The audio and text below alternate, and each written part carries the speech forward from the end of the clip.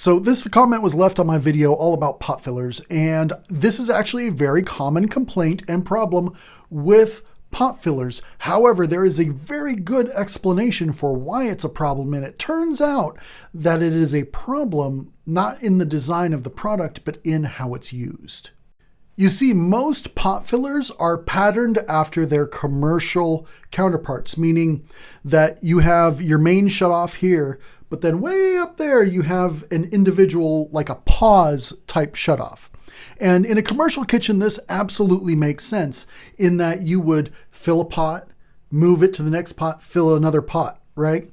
In a restaurant, that might make sense. In your house, you're probably only making one large pot of pasta. You're not cooking for an army most of the time, unless it's the holidays, maybe, I don't know.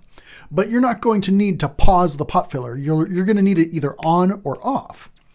And the thing about this is these two shutoffs are not equal. This right here is not an adequate shutoff.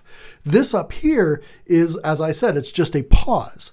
But what happens is people will turn this on and then turn this on and then turn this off and not turn this off. And what happens at that point is pressure begins to build on this little valve right here. Instead of using the main big valve, they're letting the pressure build right here. And eventually this is going to start drip, drip, drip, drip, and you're going to have a problem. In fact, there's only one company, Waterstone, that I'm aware of in the US where they eliminated that secondary shutoff. And so the only shutoff you have now is the main, eliminating the opportunity for this to happen. Of course, Waterstone is the only kitchen faucet company that I'm aware of that's 100% designed and manufactured in the United States.